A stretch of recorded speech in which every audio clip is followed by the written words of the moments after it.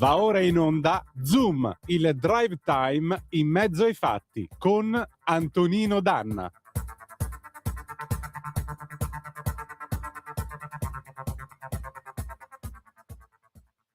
Buonasera Antonino, a te la linea.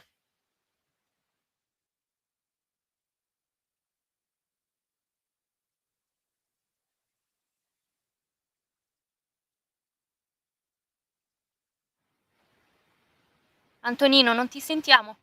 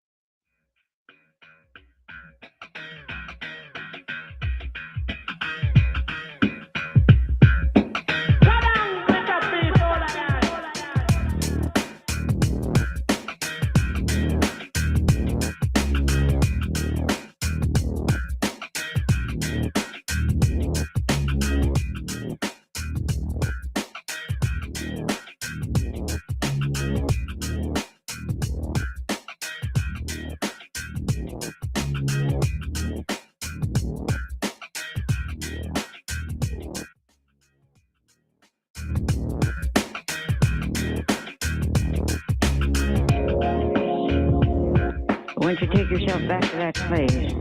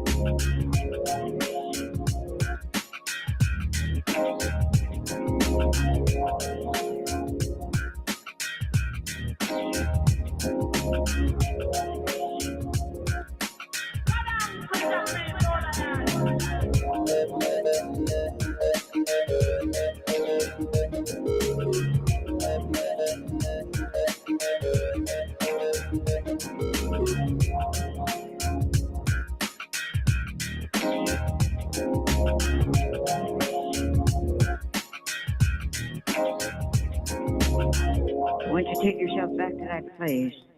Should you close your eyes and go to that spot? And look again up at those fleecy clouds. And go there.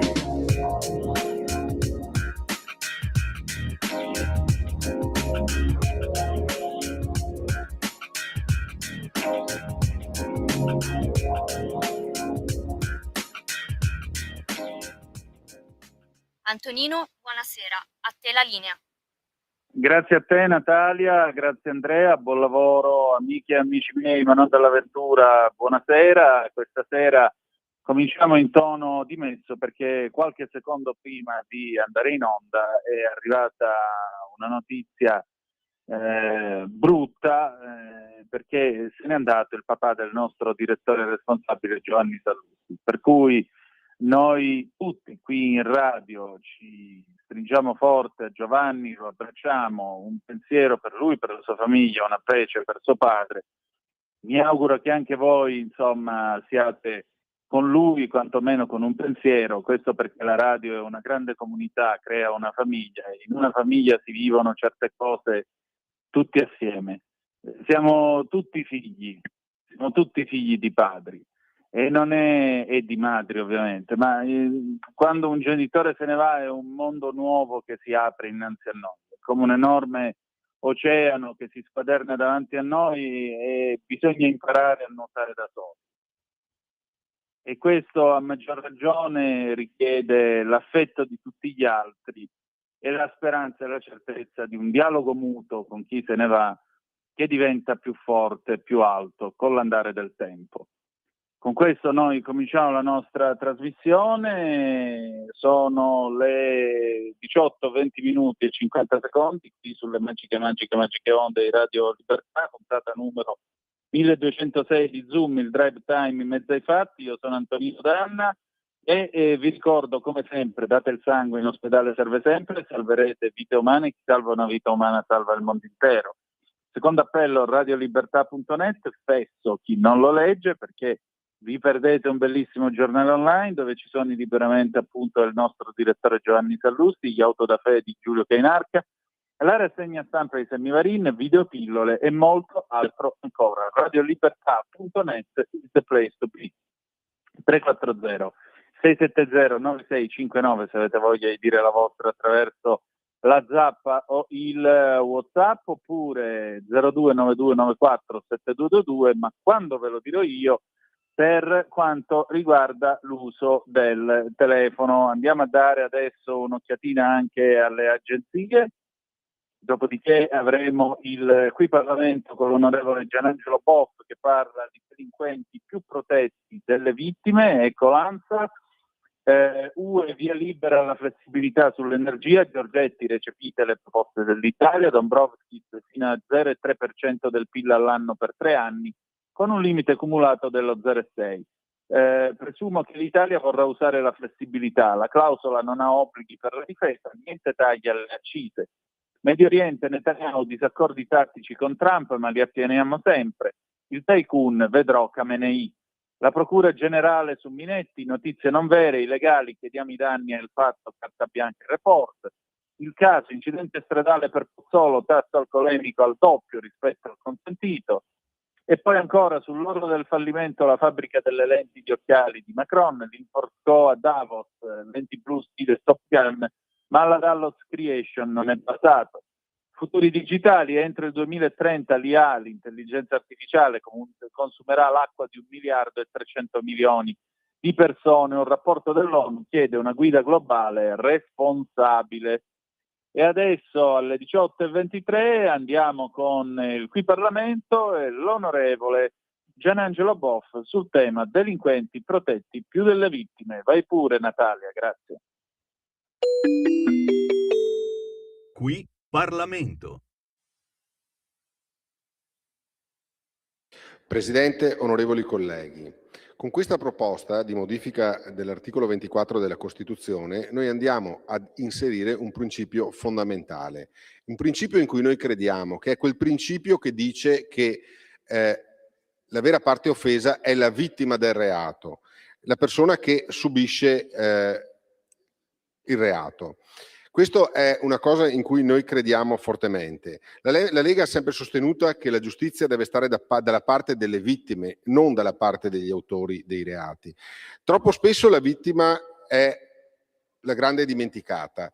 Troppo spesso la vittima di un reato diventa poi a sua volta vittima delle lungaggini burocratiche, diventa vittima delle lungaggini giudiziarie, diventa quella che poi deve espiare la pena delle lungaggini per veder risolto quello che è il caso che l'ha visto vittima di un reato.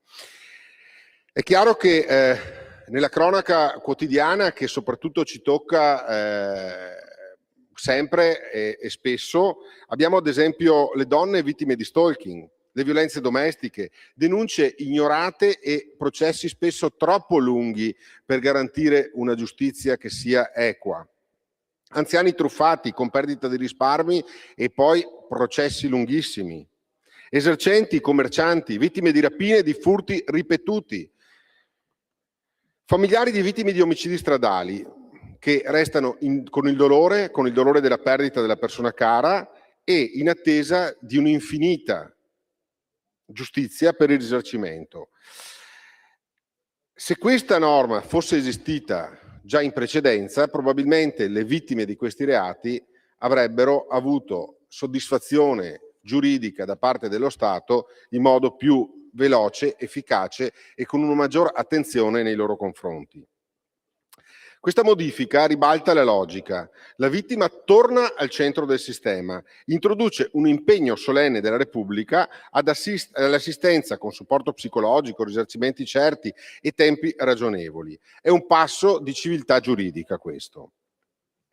Con orgoglio possiamo dire che la Lega ha contribuito in maggioranza a portare avanti questo testo che unisce forze politiche diverse su un principio di buonsenso. Le prospettive future. La norma costituzionale è importante, ma ahimè sappiamo tutti non basta a risolvere da sola il problema. Serviranno poi le leggi attuative, risorse, procedure semplificate, fondi per i risarcimenti e una giustizia più veloce. Come Lega saremo vigili sul fatto che questi principi, questi valori inseriti in Costituzione trovino poi l'attuazione nella pratica reale per i nostri cittadini. Vedete, noi scriviamo la Costituzione oggi che finalmente sta dalla parte delle vittime dei reati. Non è sempre scontato questo principio, non è un principio sempre presente nella nostra giurisdizione e lo vediamo anche su sollecitazione di quella che è poi la Corte Europea, l'Unione Europea, dove in realtà questo principio ci viene sollecitato e, fra virgolette, è già applicato, nel senso che viene inserita quella parte, diciamo, che fa parte poi del reato, che non deve essere sicuramente il protagonista dell'azione dello Stato, ma deve essere considerato dallo Stato come parte in causa, come parte offesa, Stato deve dare una risposta celere, deve dare una risposta sicura, deve sentirsi protetto dallo Stato, perché il principio di legalità che noi dobbiamo garantire ai nostri cittadini è il principio della convivenza civile fra le persone.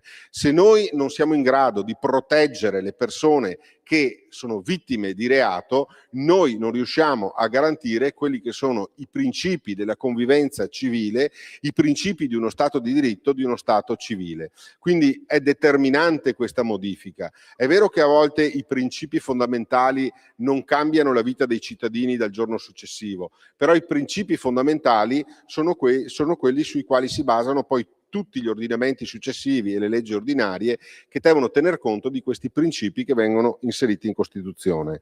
Quindi ritengo che questo sia un passo importante nella direzione che noi abbiamo sempre segnato come Lega, un passo importante nella direzione di riconoscere chi è vittima di un reato. Molto spesso vediamo che il protagonista delle vittime di reato molto spesso è il criminale e lo vediamo quando la vittima di reato addirittura ci troviamo di fronte al fatto che chi poi commette un reato addirittura chiede un risarcimento a chi ne è stato vittima.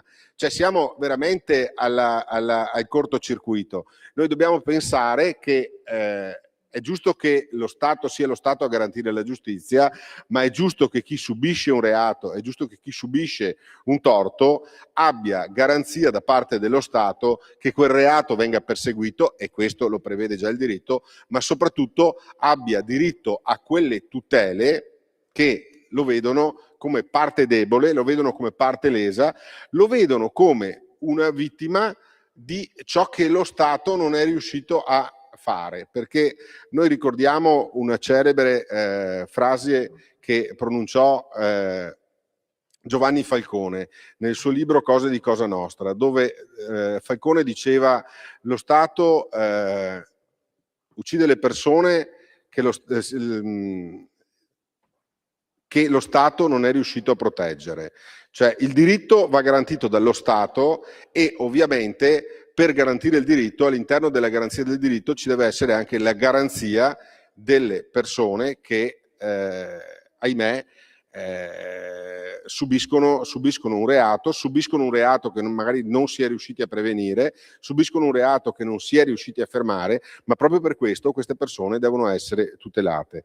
Noi come Lega Salvini Premier, noi saremo sempre dalla parte delle vittime, saremo sempre dalla parte di chi subisce un torto e saremo sempre dalla parte di chi ritiene che chi delinque non debba avere diritti maggiori rispetto a chi viene offeso con le condotte di persone che si macchiano di reati. Per tutti questi motivi annuncio il voto favorevole del Movimento Lega Salvini Premier per la tutela delle vittime e non dei criminali. Grazie. Qui Parlamento.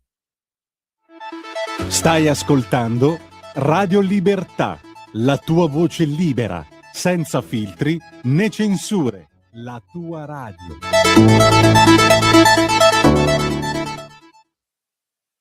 Lo amiamo perché ci offre sempre le cose più buone e naturali. Linea Alberto Acerbis. Problemi respiratori, tosse, raffreddore, tosse secca, tosse grassa. Abbiamo il prodotto che ti può aiutare. Bronco Free, la soluzione bevibile alla bava di lumaca, timo, verbena, altea, papavero e marrubio. Un insieme di erbe e di prodotti che aiutano a sciogliere il catarro e a favorirne l'espettorazione in maniera naturale. La tosse è un meccanismo espulsivo naturale che il nostro organismo mette in atto quando all'interno delle nostre vie respiratorie entrano virus, entrano batteri, entrano sostanze che il nostro organismo ritiene dannose.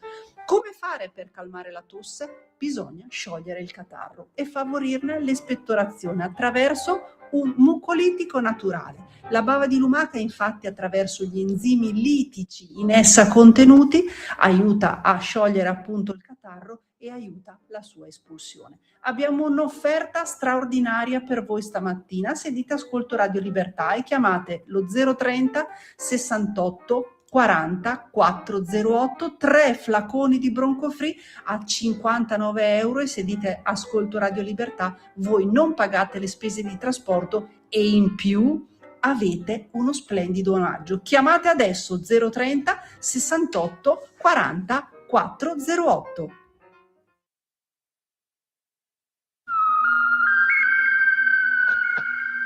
Mama,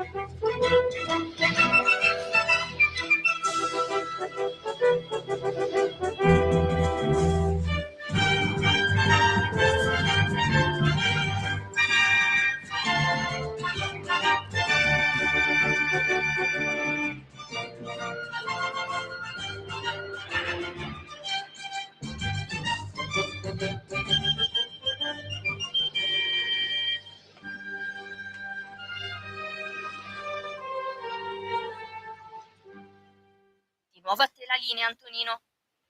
Grazie Natalia, le 18:35 minuti e 50 secondi sulle magiche onde di Radio Libertà. Antonino Danna al microfono con voi. Avete ascoltato, qualcuno di voi l'avrà riconosciuto, questo è il tema di Radici da parte di Gerald Fried, 1977. Per chi l'ha visto, per chi non c'era e per chi quel giorno lì inseguiva una sua chimera, diremo che Radici è stata una famosa fiction, si direbbe oggi, ambientata al tempo dello schiavismo, che raccontava la storia di questo schiavo Kunta Kinte che veniva preso dall'Africa e portato a lavorare nelle piantagioni di cotone in America.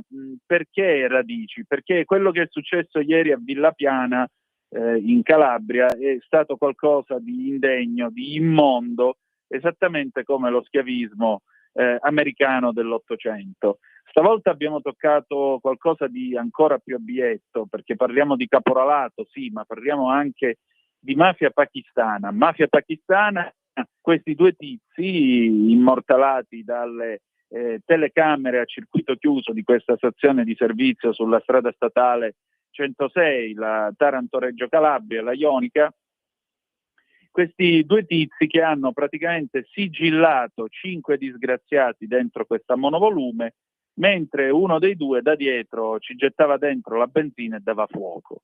E hanno fatto di tutto per tenere le porte ben chiuse in modo tale che potessero morire arrostiti. C'è solo un sopravvissuto che è riuscito a sfondare un finestrino e a buttarsi fuori.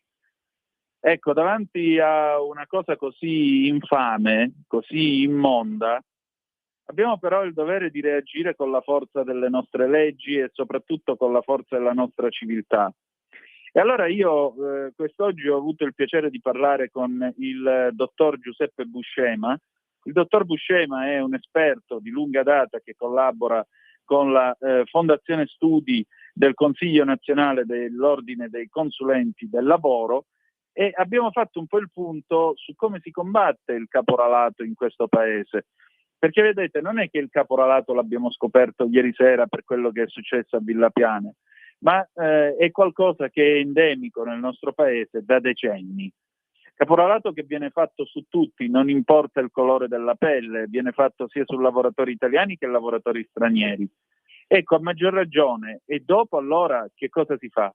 State a sentire che cosa ci siamo detti. Vai pure Natalia. E allora il mio primo ospite di questa sera è il dottor Giuseppe Buscema, che è esperto da diversi anni della Fondazione Studi del Consiglio Nazionale dell'Ordine dei Consulenti del Lavoro, di cui in passato ha fatto anche parte del Consiglio di amministrazione. Dottore, senta, intanto grazie della sua cortesia e della sua disponibilità.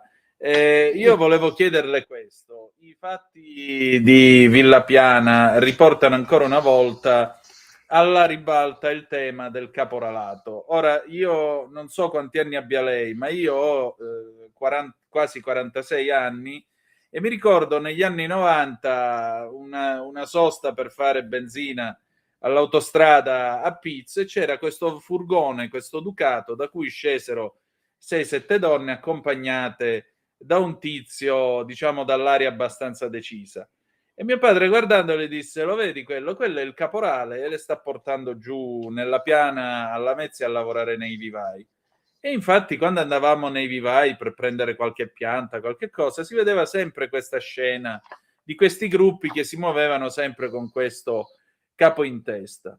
Ogni tanto si leggeva sui giornali locali il solito servizio: abbiamo trovato il caporalato, il sindacato che si indignava, si impegnava, poi gettava la spugna con gran dignità, avrebbe detto De André.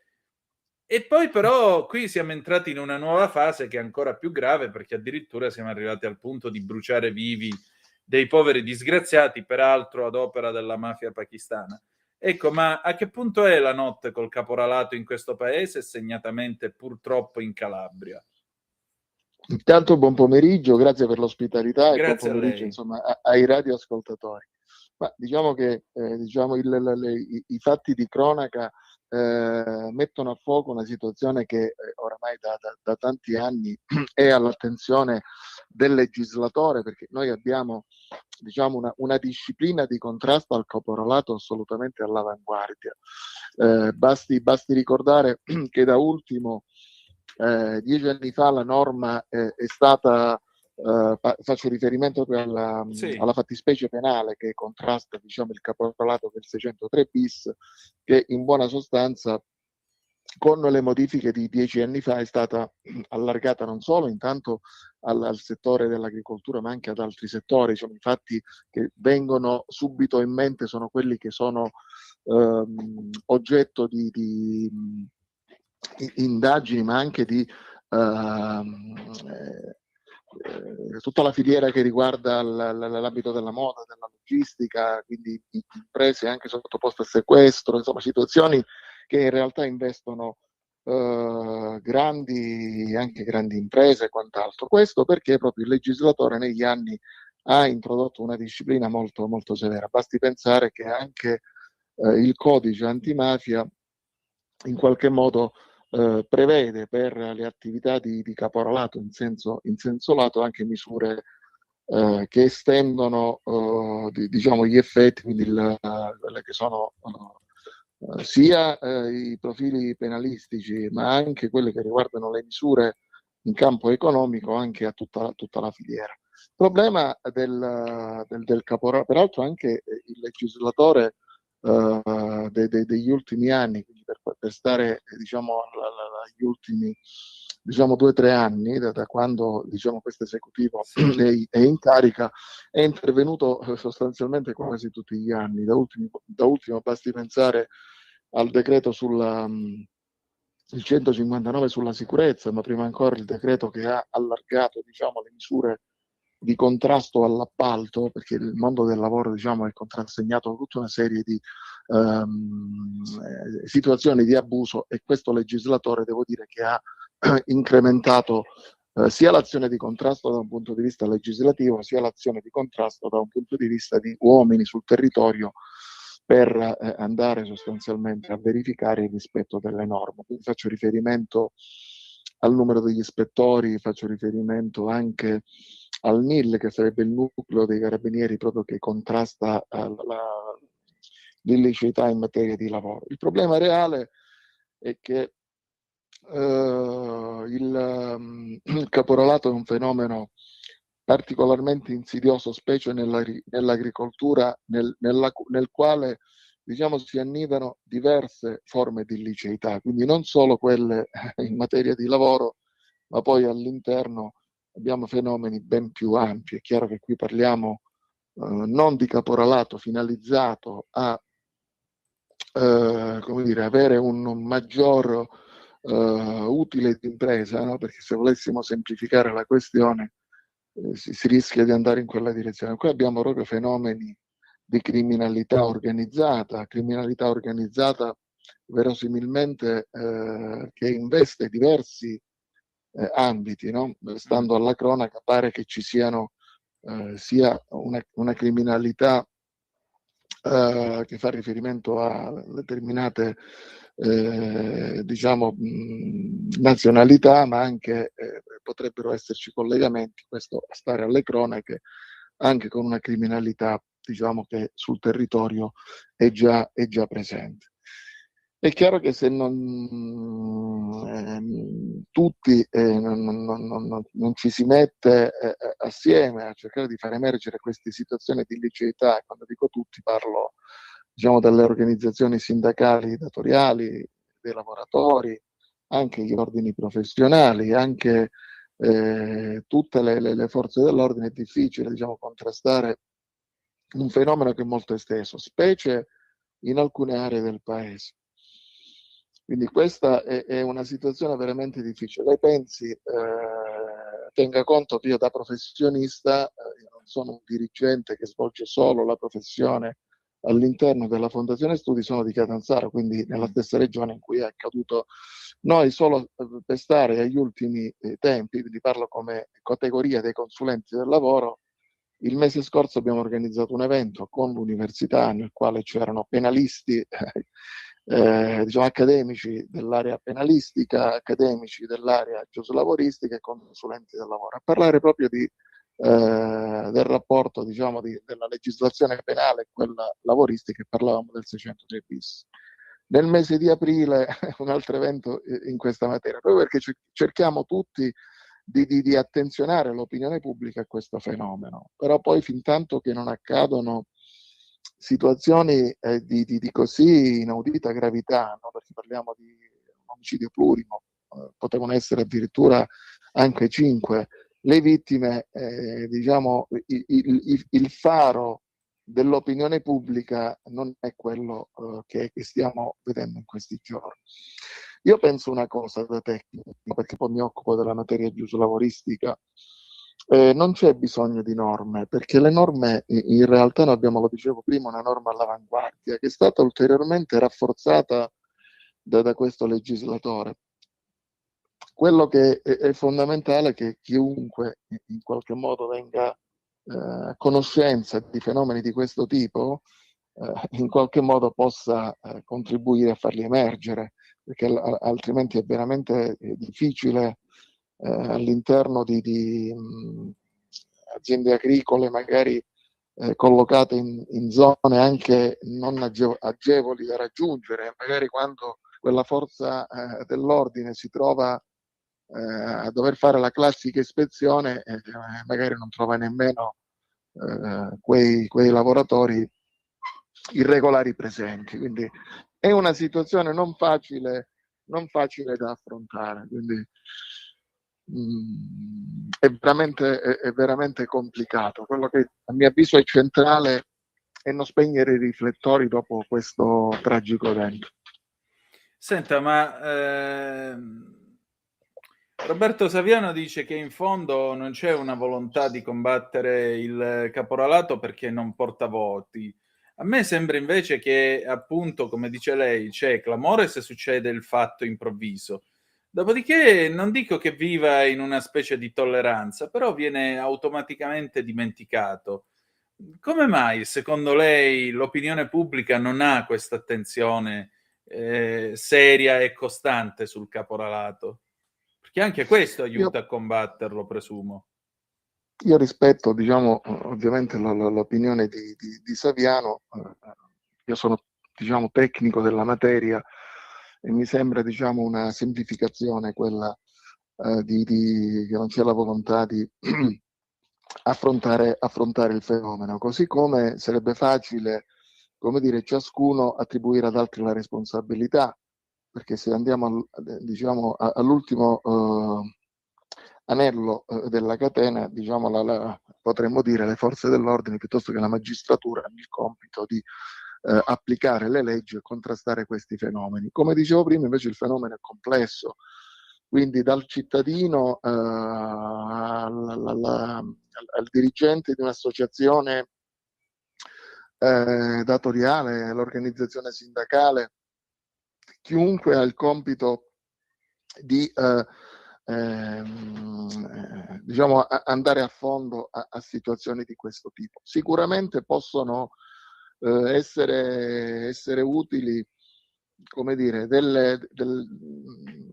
anche a livello di enti locali, enti del volontariato, andare a rimuovere alcuni aspetti che poi concorrono al fenomeno. Quindi faccio riferimento a delle situazioni precarie di disagio abitativo, situazioni di trasporto presso le imprese. Sono tutte situazioni che naturalmente mettono nella condizione il caporale di agire nei confronti del lavoratore, che appunto ha bisogno di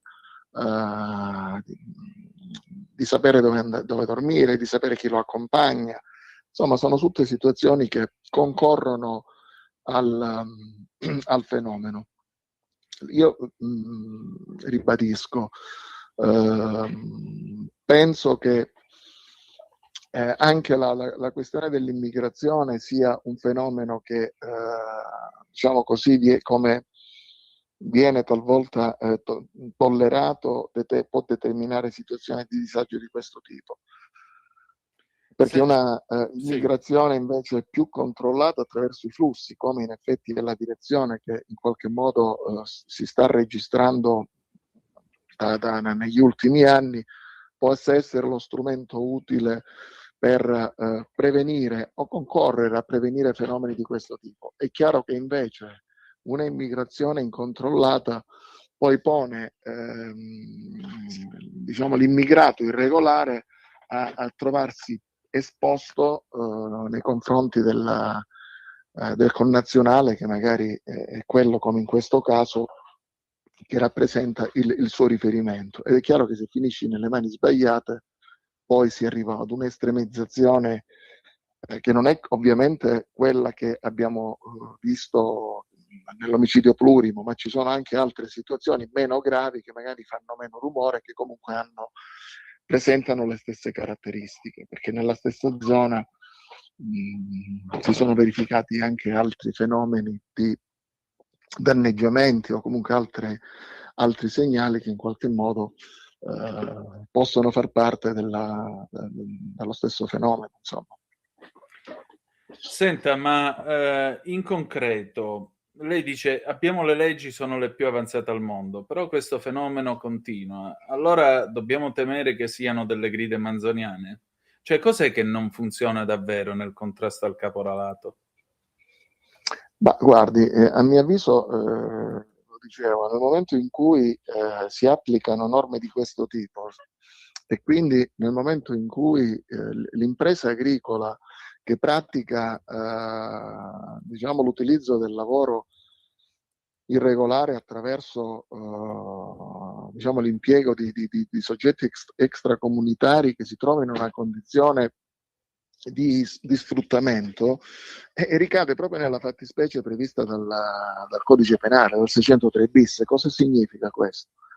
Significa che nel momento in cui la magistratura diciamo, avvia quelle che sono diciamo, le indagini e accerta effettivamente la sussistenza di queste caratteristiche, può portare, al di là del procedimento penale che segue ovviamente quello che è il suo corso, ma nell'immediatezza può portare al sequestro giudiziario dell'azienda.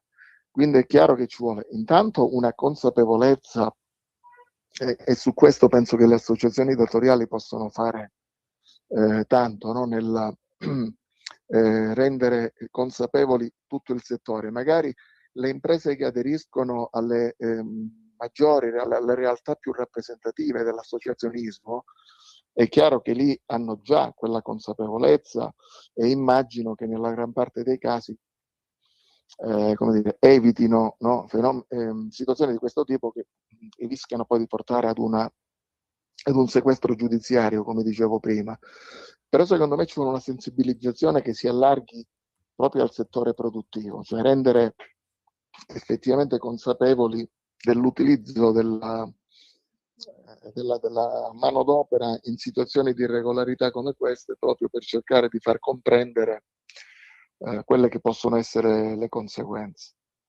Senta, uno dei fatti emersi da questa vicenda è che addirittura qui molto spesso questi poveri sfruttati non ricevevano la paga, addirittura come si dice, c'erano delle buste paga false e così via. Come si fa ad aggirare in questo modo tutto ciò che riguarda, immagino, marche, contributi e così via? Guardi, noi da consulenti del lavoro ci occupiamo del lavoro regolare, quindi le posso dire che un fenomeno di questo tipo non può mai accadere nell'ambito della regolarità. Certo. Non può mai accadere perché ormai dal 2018 esiste una legge che addirittura prevede la tracciabilità della retribuzione, oltre al fatto che poi quella retribuzione in qualche modo cioè corrisponde poi a quelli che sono i trattamenti economici e normativi previsti dai contratti collettivi. Qui evidentemente parliamo, poi come dire, siamo nella fase delle indagini, poi sicuramente emergeranno tutti i dettagli della vicenda, ma verosimilmente parliamo di lavori irregolari. Allora è chiaro che nell'ambito di un lavoro irregolare, nell'ambito addirittura di soggetti che arrivano a compiere reati di questa natura, probabilmente l'ultimo dei problemi per loro era quello di falsificare un documento. Quindi allargherei, diciamo, la questione al di là del fenomeno del fatto grave che è successo, perché il fatto grave che è successo pare evidente che parliamo di soggetti che voglio dire, un autore di un reato di questo tipo non è, a mio avviso, poi il soggetto che normalmente pratica il caporalato. Perché se diciamo, il caporalato arrivasse spesso a situazioni di degenerazione di tale gravità, ci troveremmo veramente di fronte ad un fenomeno ancora più grave di quello che è. Io quando dicevo prima che spero che dopo l'episodio non si spengano le luci sul fenomeno, è proprio per quello, perché invece il caporalato molto spesso è molto più silente e forse anche tollerato da qualcuno e da chi ovviamente trae vantaggio dal caporalato. Però ribadisco, il lavoro regolare dove c'è non può avere una retribuzione non corrispondente a quelle che sono le tariffe, cioè quelle che sono i minimi previsti dai contratti collettivi, né può essere retribuita al lavoratore con mezzi non tracciabili. In quel caso violerebbe la norma e quindi non è addirittura quella norma per un datore di lavoro non fa nemmeno prova del pagamento, quindi al di là della sanzione amministrativa a cui soggiace chi paga non con mezzo tracciabile la retribuzione, comunque si troverebbe in futuro esposto anche ad una mancata prova di aver pagato quel lavoratore. Ma ribadisco, qua parliamo di fenomeni molto più gravi rispetto al pagamento non tracciabile piuttosto che altre questioni che ineriscono ad un rapporto regolare. Certamente. Senta, per concludere, in questi giorni si torna di nuovo a parlare di salario minimo, si torna di nuovo a parlare di questo provvedimento come un eventuale toccasana contro caporalato, contro sfruttamento e così via. Ma quanto può essere utile il salario minimo secondo lei? Guardi, io penso che il legislatore abbia avuto intanto coraggio nell'affrontare una materia che finora non aveva affrontato nessuno. Noi, diciamo, dalla Costituzione oggi abbiamo un articolo 36 della Costituzione ed un articolo 39 della Costituzione per quanto riguarda poi, diciamo, gli aspetti di natura sindacale che non sono mai stati riempiti di contenuto se non dalla giurisprudenza, ma perché è una materia molto particolare su cui il legislatore ha voluto lasciare mani libere giustamente al sindacato. Noi abbiamo una copertura sindacale che fotografa il CNEL di quasi il 97% di lavoratori coperti da contratti collettivi. Questa è la situazione. Un contratto collettivo per ciascun settore è quello che fotografa meglio, diciamo, le dinamiche produttive, quelli che sono i risultati che ciascun settore può avere rispetto ad un altro. Quindi la famosa redistribuzione in ambito settoriale. Dicevo ha avuto coraggio perché intanto ha previsto per legge qual è la misura del salario giusto, quindi più che salario minimo, perché era una semplificazione quella di prevedere un importo da tecnico, e le dico che se si fosse prevista invece un salario minimo uguale per tutti avrebbe determinato poche situazioni di vantaggio, molte situazioni di svantaggio, cioè quei pochi che si trovano magari al di sotto di quella cifra minima che il legislatore avesse previsto avrebbero tratto vantaggio, ma la maggior parte dei lavoratori avrebbero rischiato invece di avere nel tempo un effetto boomerang, perché a quel punto il contratto collettivo sarebbe stato svuotato verosimilmente di quello che è l'aspetto centrale, che è per l'appunto quello dello scambio del risultato attraverso la contrattazione collettiva e quindi la retribuzione. Il salario giusto invece fa esattamente questo, perché dice la retribuzione prevista dall'articolo 36 della Costituzione, cioè che è quella proporzionata alla qualità e quantità del lavoro prestato, è quella che prevede nei contratti collettivi. Quindi un legislatore che non invade il campo dal sindacato datoriale dei lavoratori e nello stesso tempo però che cosa fa? Evita quello che viene chiamato, ormai segnalato da tutti, quello che viene chiamato il dumping salariale, cioè che è quello diciamo che è determinato da contratti collettivi meno rappresentativi, che prevedono delle retribuzioni talvolta molto più basse di quelle dei contratti collettivi comparativamente più rappresentativi. Il legislatore mette fuori gioco proprio queste pratiche, perché specifica, prevede espressamente che il salario, per essere rispettoso dell'articolo 36 della Costituzione, deve essere almeno pari a quello previsto dai contratti collettivi comparativamente più rappresentativi. Quindi chi si trova ad applicare contratti collettivi diversi è come dire, in regola per farlo, perché il legislatore preserva la libertà sindacale, ma a condizione che il trattamento economico del lavoratore assicurato dal diverso contratto collettivo sia almeno pari a quello del contratto collettivo più rappresentativo. Io penso sia come dire, una soluzione adatta diciamo, agli scopi costituzionali e anche agli scopi poi di adeguare nel tempo la retribuzione, perché non c'è un salario minimo fisso, ma abbiamo un salario giusto legato ai contratti collettivi che cresce man mano che quei contratti collettivi vengono rinnovati. E tra l'altro il legislatore, per evitare un fenomeno che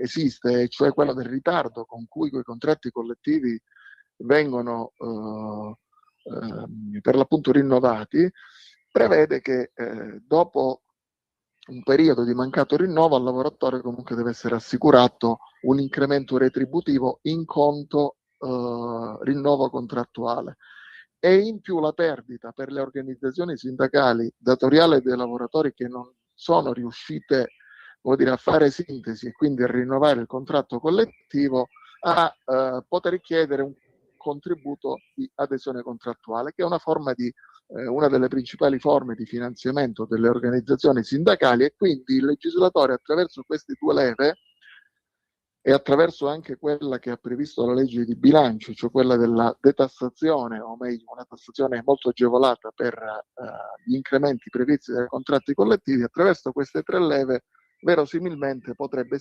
portare ad un incremento più rapido anche del futuro salario giusto, perché il salario giusto è stato già fissato dal 1° maggio, da quando è entrata in vigore la legge.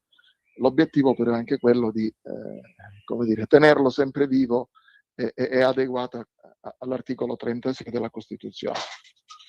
Molto bene, dottore, allora io la ringrazio del suo tempo e della sua disponibilità e insomma staremo a vedere che cosa succederà e l'evoluzione anche di tutta questa vicenda. Grazie ancora. Grazie a lei e ai suoi radioascoltatori, grazie per l'ospitalità, e teniamo, come dire, sempre vivo il dibattito e l'attenzione su questo tema che come dire, non finisce con il tragico episodio avvenuto insomma nei giorni scorsi. Proprio vero, grazie ancora. A lei. Ascolta i tuoi programmi preferiti, le notizie, la musica che ami e non solo. Con l'app di Radio Libertà puoi interagire con i conduttori, anche quando sei in movimento. Non aspettare, cerca Radio Libertà nello store del tuo smartphone o tablet e scarica l'app gratuitamente. Radio Libertà, tutta la radio con te. Scopri di più su radiolibertà.net. Semplicemente la tua radio.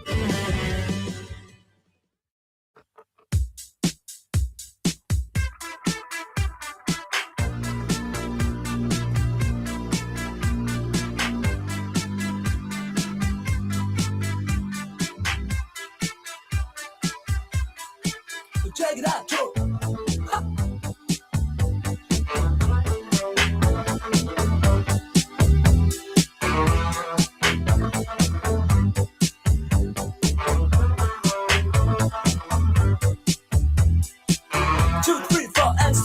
Es ist nichts dabei, nur wenn ich euch erzähl die Geschichte.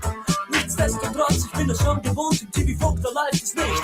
Tja, sie war jung, das Herz so rein und weiß, und jede Nacht hat ihren Preis. Sie sagt, to the sweet, you got rap to the heat, ich verstehe, sie ist heiß.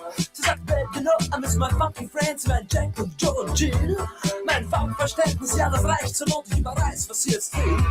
Ich überleg bei mir, ihr Nasen spricht dafür, wäre das nicht noch Rauch? Die Special Places sind dir wohl bekannt, ich mein, sie fährt ja U-Bahn auch. Dort singen's Radine dumm, oh oh. Schau, schau, der Kommissar geht um, oh oh. Er wird dir anschauen und du weißt warum, die Lebenslust bringt die um.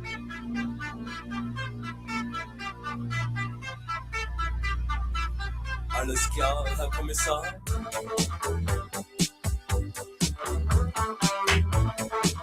Hey, wanna buy some stuff, man, huh?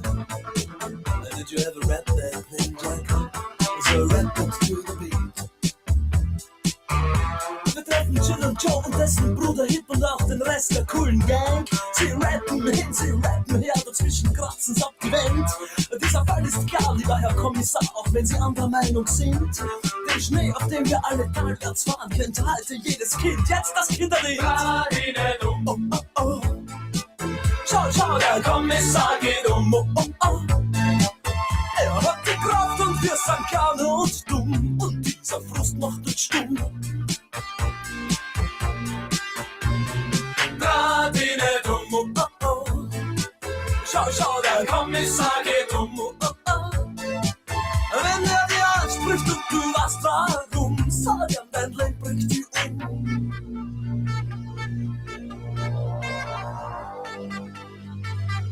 Alles klar, Herr Kommissar. Tja, tja, tja, tja, tja, tja. Tja, tja, tja, tja, tja, tja. Radine dumm, oh, oh, oh. Schau, schau, der Kommissar geht um, oh, oh, oh. Er hat die Kraft und wir sind klein und dumm. Und dieser Frust macht uns stumm. Ah, la, la, la, la, la. Radine dumm, oh, oh, oh. Schau, schau, der Kommissar geht um, oh, oh, oh. Wenn er dir anspricht und du weißt warum, sag er, dein Leben bringt dich um. La, la, la, la, la, la. Radine dumm, oh, oh, oh. Schau, schau, der Kommissar geht um. Di nuovo a te la linea, Antonino. Danke Natalia, vielen Dank. Le 19:08 minuti e 10 secondi avete ascoltato Falco con Der Kommissar 1982, sempre sulle magiche onde di Radio Libertà. Questo è sempre Zoom, il drive time in mezzo ai fatti, puntata numero 1206 di oggi, mercoledì 3 di giugno dell'anno del Signore 2026. Abbiamo un paio di messaggi. Maurizio, sentite condoglianze, un abbraccio, ovviamente è riferito al nostro Giovanni Sallusti. Ancora Maurizio che scrive: intanto i criminali corsi svizzeri hanno riaperto un nuovo locale a 300 metri da quello bruciato, a proposito di difesa delle vittime. Maurizio, scusami, che cosa dobbiamo fare? Bombardare Gran Montanà? Purtroppo quelle sono le leggi che ci sono in Svizzera, quello è il loro sistema giudiziario e quella è la situazione che ci troviamo. Ti vorrei ricordare che fino all'altro giorno volevano il rimborso spese per il ricovero in ospedale dei ragazzi italiani. Qualcuno ci aveva passato solo un paio d'ore nei loro ospedali e hanno avuto la faccia tosta di chiedere il rimborso allo Stato italiano. Dopodiché hanno lasciato perdere. Va bene, adesso però noi andiamo a Berlino. Da chi? Da Roberto Giardina, mi pare ovvio. Perché? Perché questa Germania che si riarma fa paura in Europa. E allora state a sentire che cosa ci siamo detti. Vai pure Natalia, grazie. Va ora in onda A Berlino tutto bene. Germania, Italia ed Europa nelle parole di Roberto Giardina. A Berlino che giorno è? A Berlino che giorno è? A Berlino che giorno è? E allora anche questa sera, terza puntata di A Berlino tutto bene, la bellissima rubrica con il nostro Roberto Giardina, appunto da Berlino. Wie geht's? Alles gut? Buonasera, sì, va sempre bene, bene. Ich bin prima. I tedeschi pensano di parlare italiano, dicono prima per dire che va tutto bene. Appunto. Appunto. E quindi, tra l'altro, ma è un uso corretto oppure no, dire prima? No, è corretto, è uno slang naturalmente. Poi dicono anche un'altra espressione che loro dicono in italiano, ma io ho dovuto chiedere a un professore di filologia per cosa voleva dire, che è alle spalletti, cioè tutto paletti. Dicono che quello vuol dire anche che tutto è a posto. Paletti. Ma pensa che non so quelli che fanno le misurazioni delle strade, quello che loro strumenti mettono la linea dritta, forse viene da quello. So. Guarda, siamo quasi ai livelli di Frank Zappa quando in una sua famosa canzone del 1982, mi scuso, non è molto salottiere il titolo, tengo una minchia tanta, esiste davvero, non sto inventando niente. Lui dice devi usare un pollo se me la vuoi misurare, devi usare un pollo nel senso, lui traduceva Paul, palo, con pollo. Difatti la cosa che fa ridere nel video è che lui va in giro sbattendo questo pollo di gomma, recitando i suoi versi immortali. Ecco, mi correggono dalla regia, es get mir prima, non ich bin prima. Sì. Ecco, è corretto, perfetto. Allora, caro Roberto, intanto grazie come sempre, grazie del tuo tempo. Ma sta settimana ci è presa la paura tutti quanti di sta Germania che si riarma, addirittura che vuole riarmarsi più di Francia e Inghilterra messe assieme. Che è successo? Improvvisamente hanno recuperato il Pichelhaubel, là, l'elmo quello col chiodo che usavano al tempo del Kaiser. Sì, poi quell'elmo chiodato per i tedeschi, insomma, la vecchia guardia, è simbolo delle virtù prussiane, le vecchie virtù prussiane, cioè ordine, obbedienza e così via. E quindi per loro è una virtù, per noi è un po' inquietante. Ecco. Direi ampiamente. Senti, ma perché ora è venuta tutta sta fregola tedesca del riarmo? Ma lì è anche emerse i dati i sondaggi lo vedono a picco, mai un cancelliere è stato così poco amato dopo appena un anno al governo, quindi lui cerca di spostare il campo all'estero e acquistare una leadership, un primato in Europa quantomeno. E quindi anche lì ci riesce fino a un certo punto. E il riarmo è stato deciso da tutta l'Europa contro questo pericolo russo. Adesso io non voglio fare ottimista a tutti i costi, ma adesso dicono entro il 2029 Putin potrebbe conquistare Berlino. E allora perché aspetta il 2029? Lo fa subito, no? Direi. Sì. Direi, visto e considerato che tra l'altro, se non sbaglio, proprio uno studio fatto dai tedeschi qualche tempo fa diceva che noi altri probabilmente, se scoppiasse ora una guerra e la Russia ci attaccasse, avremmo 2 settimane di respiro, dopodiché ciao, come produzione di armi, munizioni e così via. O mi sto sbagliando? Credo ci sia stata una cosa simile. Ha fatto, se domani la Germania dovesse scendere in campo, potrebbe essere pronta a combattere una divisione.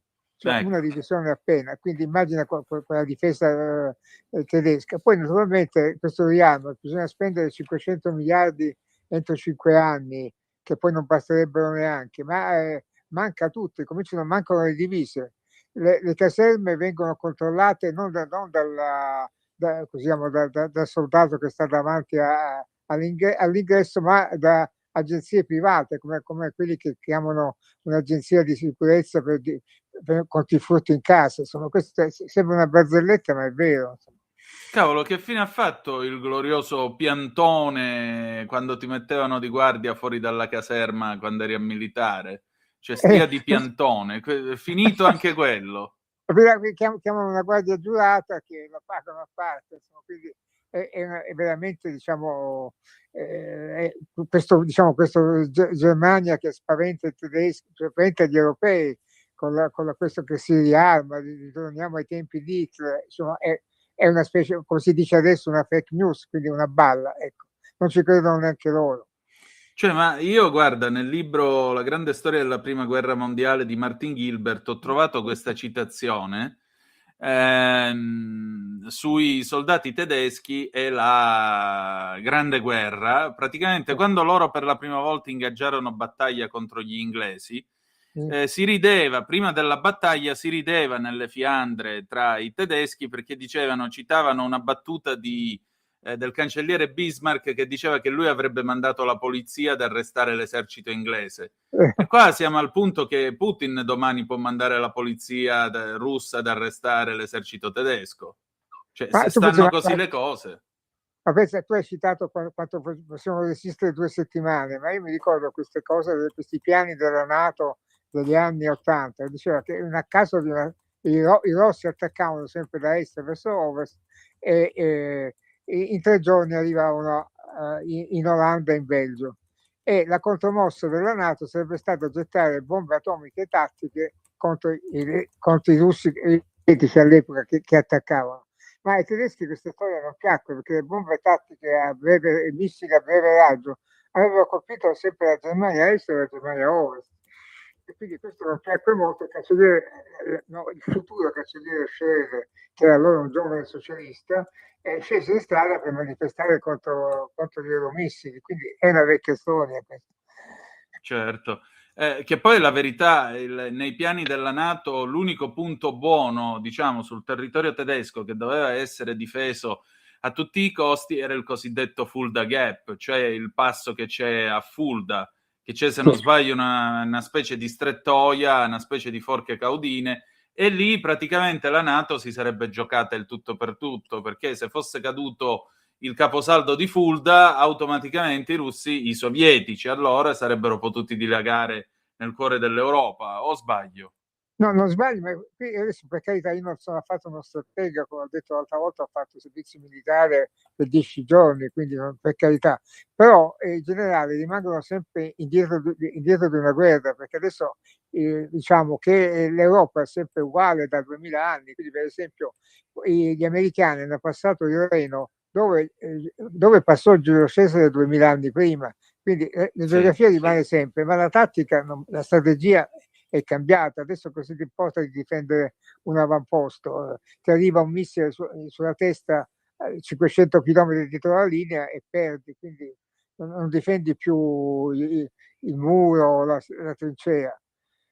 Quindi anche se, per esempio, adesso sembra una contraddizione, anche se in Ucraina si torna a combattere, si difende metro per metro, insomma, quando continuiamo sempre a leggere gli ucraini hanno conquistato un nome che sembra una cittadina, in realtà sono villaggi, esatto, che vedi sulla foto, oppure i russi avanzano, ma è un'enorme pianura, dal Donbass a Kiev sono centinaia di chilometri di pianura, quindi è come combattere nel deserto, diciamo, cioè avanzi, ma in realtà poi torni indietro, non conquisti nulla.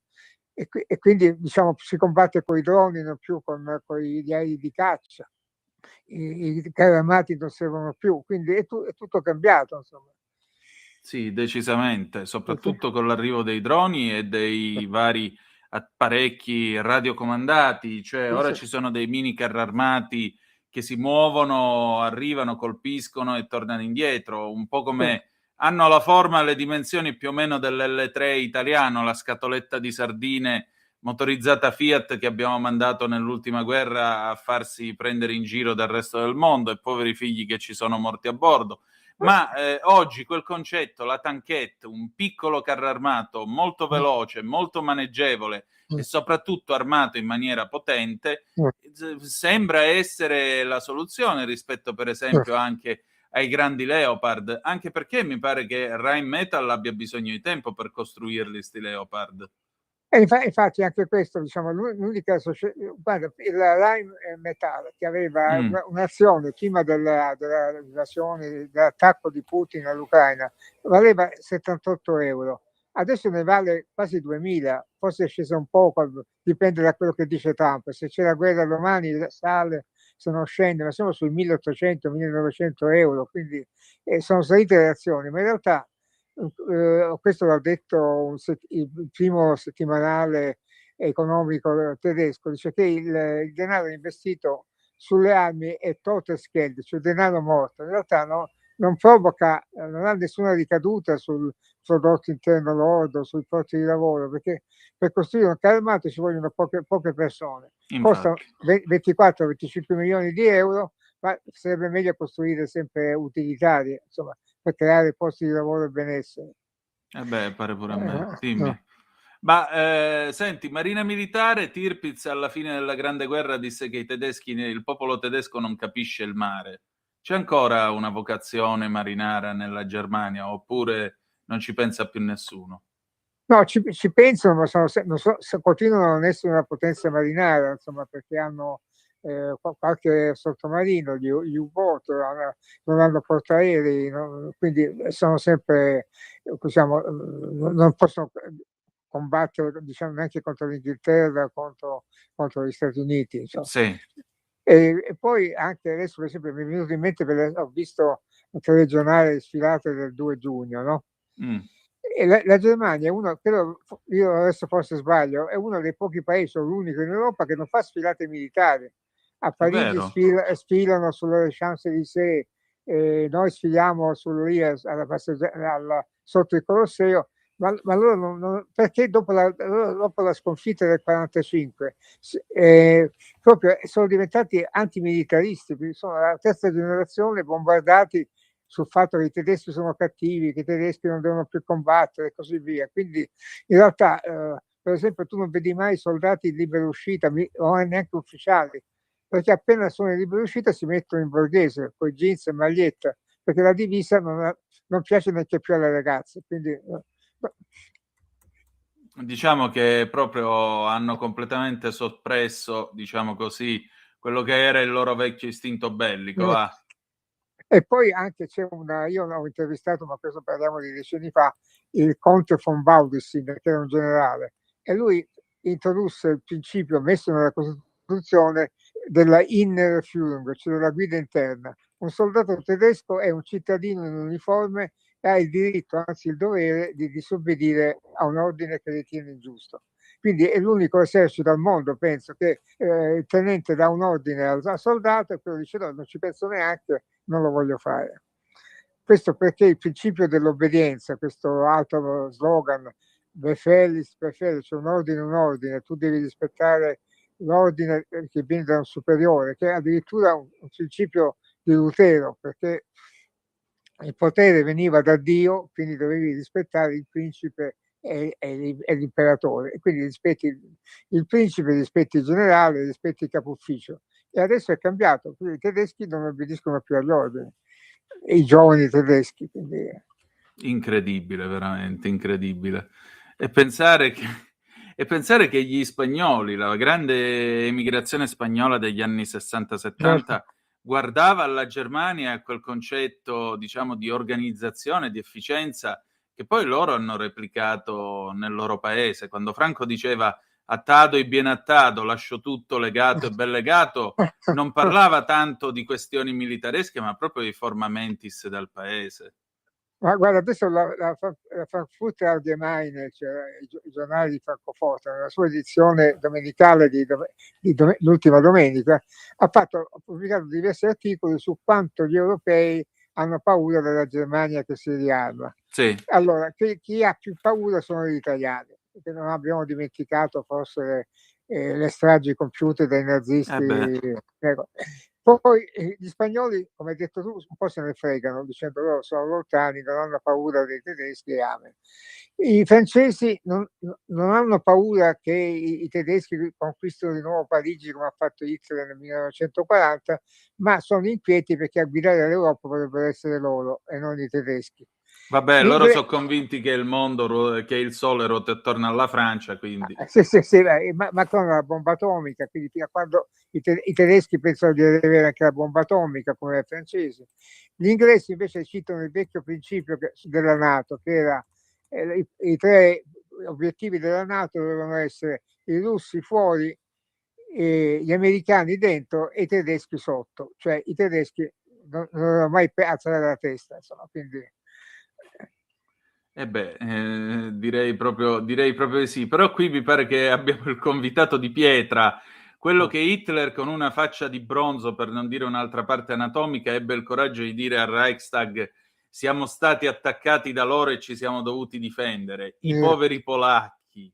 Sì. Cioè, ricordiamolo ai nostri ascoltatori, Hitler andò in diretta alla radio tedesca annunciando l'invasione della Polonia, dicendo che erano stati i polacchi alla frontiera ad attaccare la Germania. Correggimi se sbaglio. No, era stato non so quanto, poche decine di tedeschi con la divisa polacca, cioè Esatto. truccati da polacchi, che attaccavano gli altri tedeschi, uccidendosi fra di loro, e questi falsi soldati erano detenuti a cui avevano promesso la libertà se facevano questa sceneggiata. Invece poi dopo i detenuti finti soldati, quelli che erano rimasti vivi, li hanno ammazzati tutti lo stesso perché non parlassero, ma in realtà erano stati i tedeschi a attaccarsi da soli, quindi i polacchi non c'entravano nulla, insomma.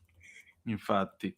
Tra l'altro, appunto, la Polonia che vede i tedeschi che si riarmano, non gli viene un po' di terrore?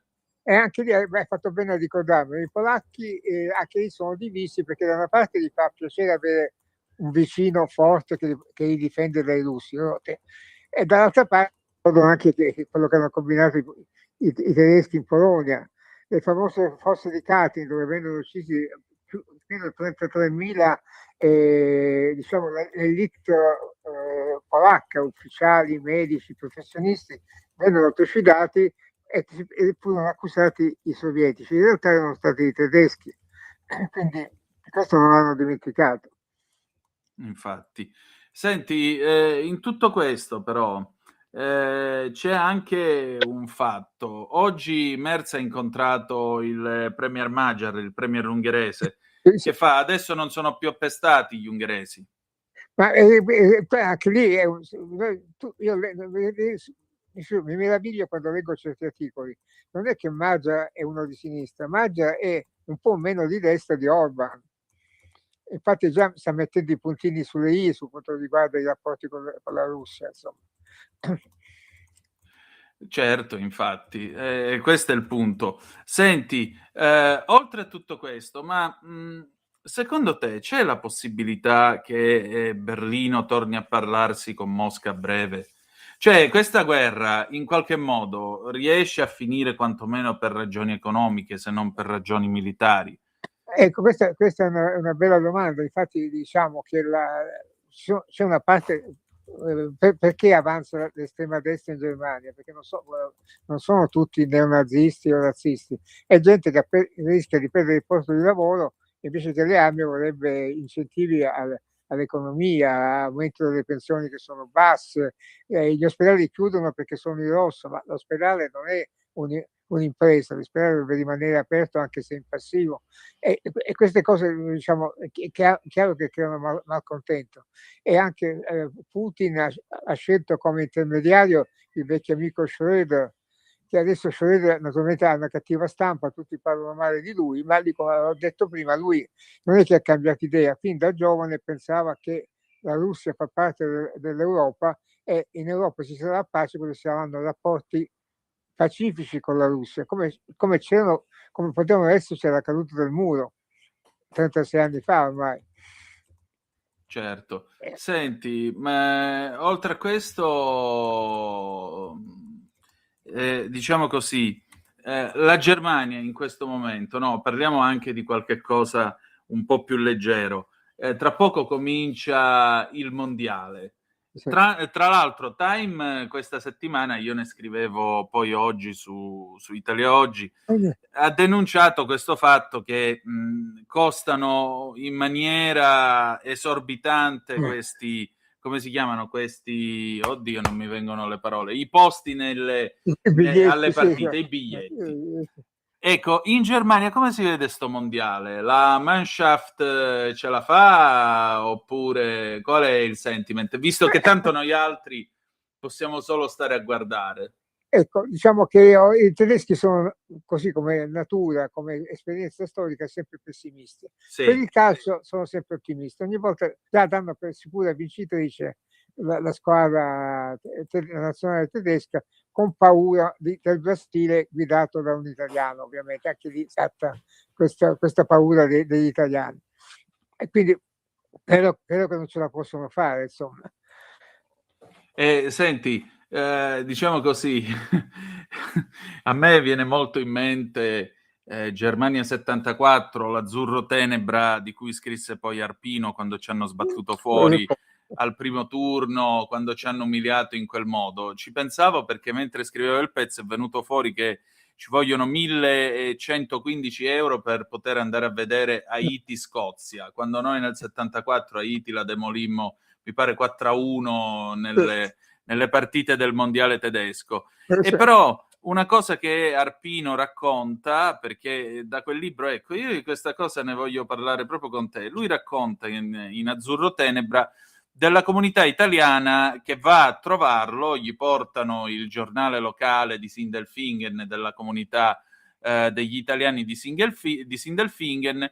Arpino gli promette che gli scriverà un articolo sul mondiale, dopodiché quando l'Italia viene eliminata dai polacchi, tra l'altro, a un certo punto uno di questi della redazione di sto giornale di emigrati gli dice certo, per voi è diverso, voi continuate a seguire il calcio oppure prendete l'aereo, tornate in Italia, ma noi domani saremo costretti a piangere nei bagni perché i tedeschi ci sfotteranno tutto il santo giorno.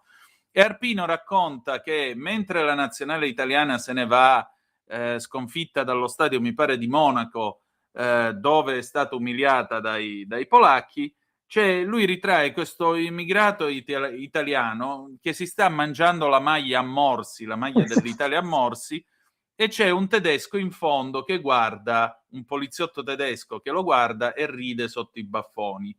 E Gianni Brera, che è accanto ad Arpino, dice Danke, Meiner, complimenti per la delicatezza. Ecco, c'è ancora questo spirito verso gli italiani a livello di pallone, di sport, ma poi si viveva davvero così, come un'umiliazione? Il calcio era un riscatto?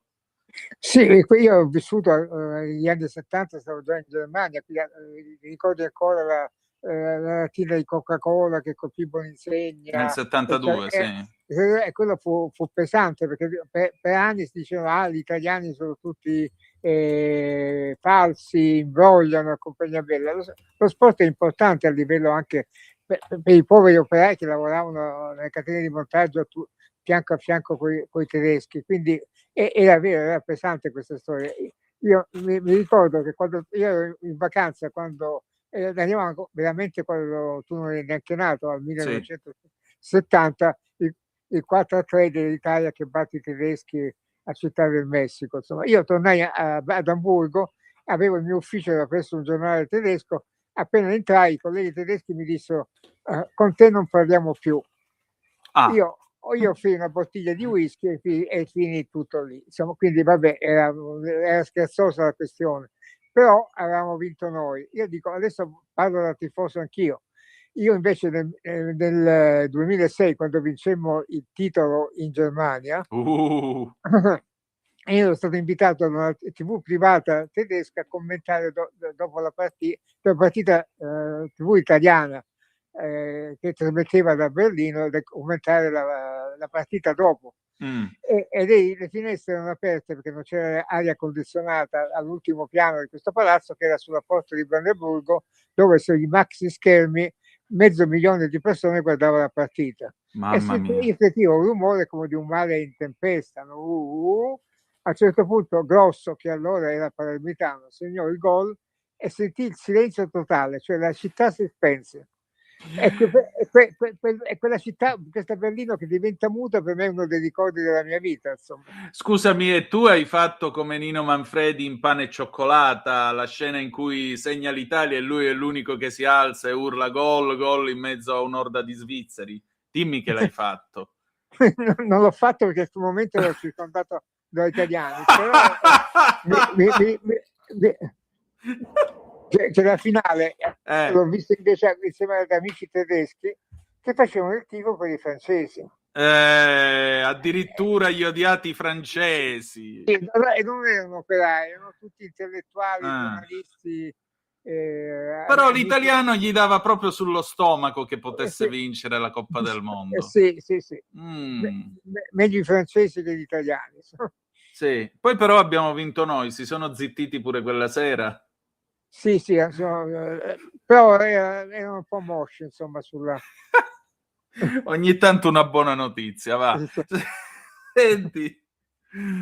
Senti Roberto, allora arriviamo alla conclusione con la solita domanda. Allora Berlino tutto bene?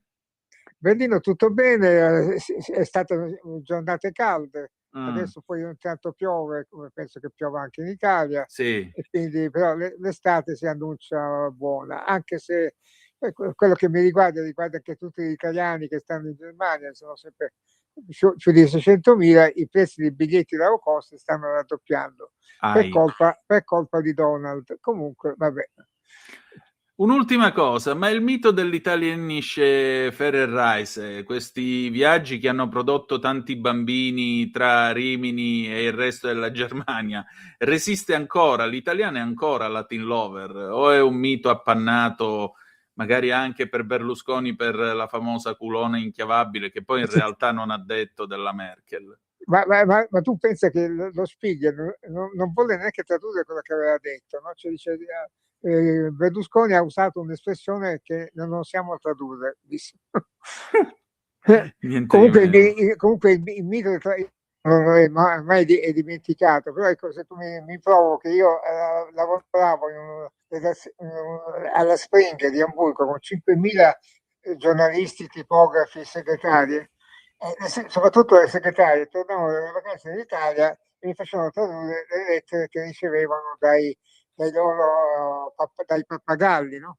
Fine di frasi di amore, aggettivi, e io cercavo di dire: guardate, non credete a quello che vi scrivono, e loro mi guardavano con sospetto, come se io fossi geloso, no? Quindi io cercavo di tradurre male in maniera da non farle cadere in equivoci vari. Però una volta c'era uno che aveva scritto, credo da Bari, se non ricordo male, vieni subito, all'amica tedesca, e io tradussi in maniera così un po' diplomatica e lei disse: no, ma lui mi dice vieni subito, aveva già cercato sul vocabolario subito e subito, e partì, non mi volle credere, partì, andò a Bari e trovò che il suo spasimante era sposato con 3 figli. Quindi questo è il mito del pappagallo tedesco, in italiano, insomma. Vabbè, per forza che poi vinciamo le partite e quelli rosicano, insomma, vabbè.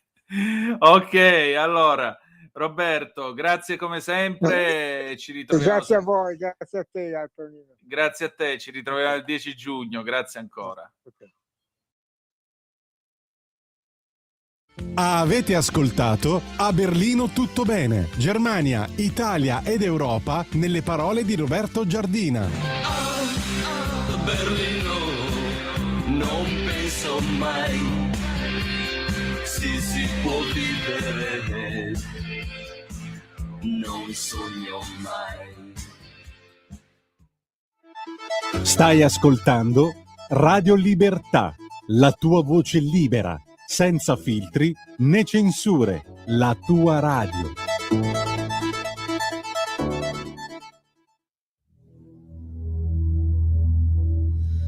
Hast du etwas Zeit für mich? Singe ich ein Lied für dich von 99 Luftballons auf ihrem Weg zum Horizont. Denkst du vielleicht grad an mich? Singe ich ein Lied für dich von 99 Luftballons. Und dass sowas von sowas kommt.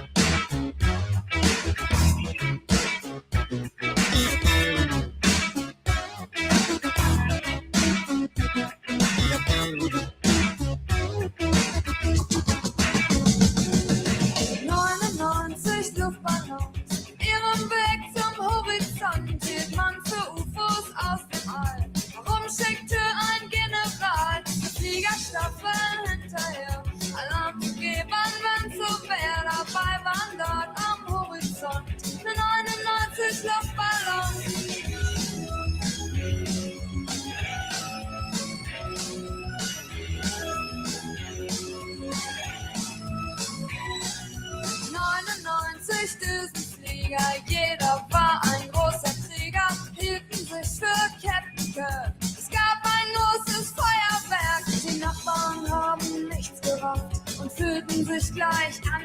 Nacht, da war Schatzmann am Horizont auf 99 Luftballons.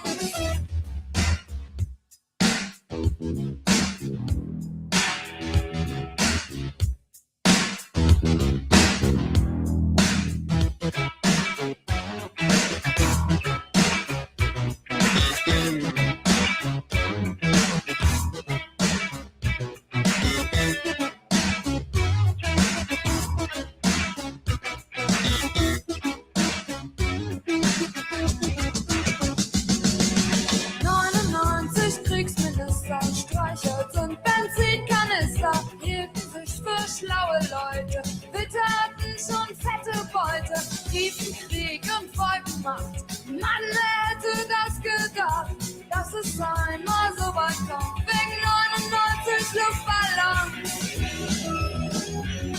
Wegen 99 Luftballons.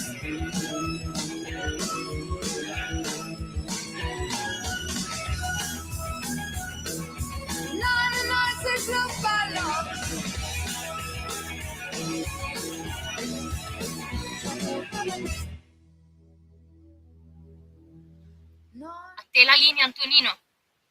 Grazie a te Natalia, alle 19:41 minuti e 48 secondi sulle magiche onde di Radio Libertà. Antonino Danna al microfono con voi per questa puntata numero 1206 di Zoom, il drive time in mezzo ai fatti. E allora alcune zappe arrivate al 340 670 9659.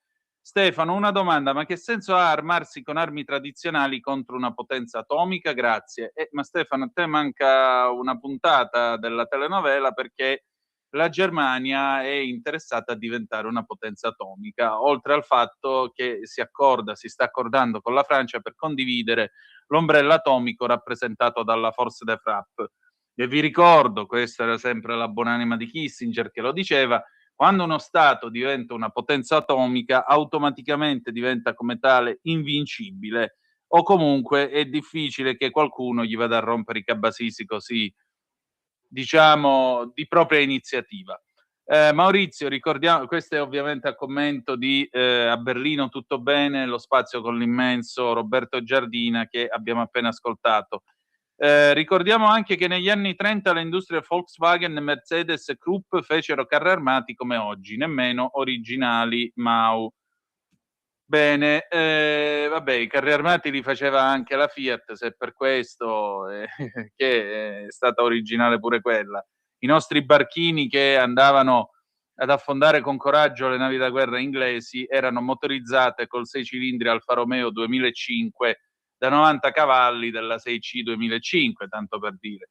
E le fabbriche, quando ci si converte in determinate situazioni, naturalmente fabbricano e fanno qualcosa. Allora, vediamo l'ANSA, siamo al finale. UE via libera alla flessibilità sull'energia, Meloni risultato estremamente importante. Medio Oriente, Netanyahu, di accordi tattici con Trump, ma li appianiamo sempre. Il tycoon vedrò Khamenei. La grazia alla Minetti, la procura generale su Minetti, notizie non vere, i legali, chiediamo i danni, ha fatto carta bianca e report. In Calabria, Meloni sconvolti dall'omicidio dei braccianti, l'Italia non arretra, fare piena luce. Adesso io vi voglio leggere questo comunicato stampa che è stato battuto dall'agenzia 9 Colonne, e questa è una nota stampa della nostra Suad Sbai, responsabile nazionale Dipartimento Integrazione, Comunità Straniere e Pari Opportunità della Lega. Ascoltate bene, questo si inserisce nell'ambito della proposta di legge del senatore Centinaio per l'abolizione del velo integrale. Accogliamo con favore la proposta di legge di cui è primo firmatario il senatore Centinaio, recante modifiche all'articolo 5 della legge 152 del 1975, la cosiddetta legge reale, e che prevede l'introduzione del nuovo delitto di costrizione all'occultamento del volto come intervento necessario per adeguare l'ordinamento alle esigenze della società contemporanea. La proposta interviene anzitutto su un principio fondamentale. Nei luoghi pubblici aperti al pubblico ogni persona deve essere identificata. La riconoscibilità reciproca costituisce infatti un presupposto essenziale della sicurezza collettiva, della prevenzione dei reati, del corretto svolgimento delle attività di controllo da parte delle autorità. Particolarmente significativa appare l'introduzione del nuovo reato di costruzione all'occultamento del volto. Tale previsione rappresenta un importante strumento di tutela per tutte le persone e in particolare per le donne e le ragazze che potrebbero subire pressioni, minacce o imposizioni volte a limitare la loro libertà personale e la loro autodeterminazione. La proposta non si limita a disciplinare l'uso di determinati indumenti, ma afferma un principio più ampio. Nessuno deve essere costretto ad annullare la propria identità o rinunciare alla propria libertà di scelta. In questo senso il provvedimento si pone in linea con i valori costituzionali di uguaglianza, dignità della persona, parità tra uomo e donna. Riteniamo inoltre condivisibile la volontà di rendere più chiaro e inequivocabile il quadro normativo, superando incertezze interpretative che negli anni hanno generato dubbi applicativi e decisioni non uniformi sul territorio nazionale.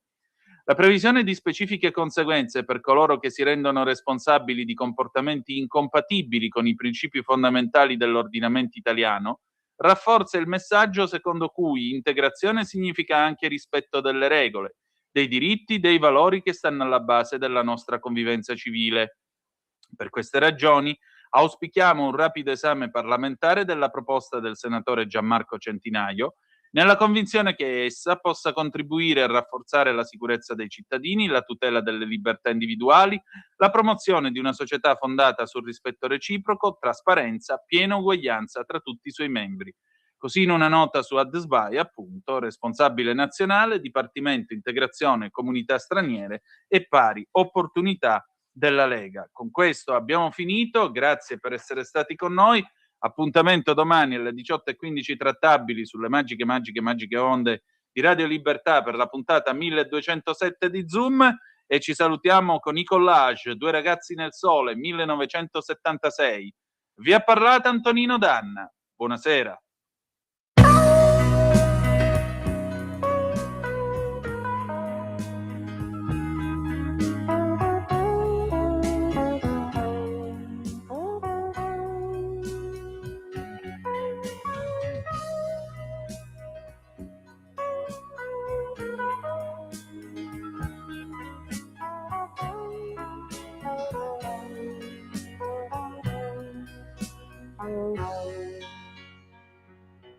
E dal fiume tu rubi le pietre più bianche e un riflesso nell'acqua il tuo corpo esitante. I tuoi occhi di cielo hanno trovato il suo posto, anche il sole nascosto. Coi capelli sull'erba ti metti a sognare e tra i rami fioriti tu aspetti l'amore. Ho raccolto il coraggio e mi sono seduto, poi mi sono perduto, poi mi sono perduto. Quante volte più sognate da quel ramo sopra le tue ciglia.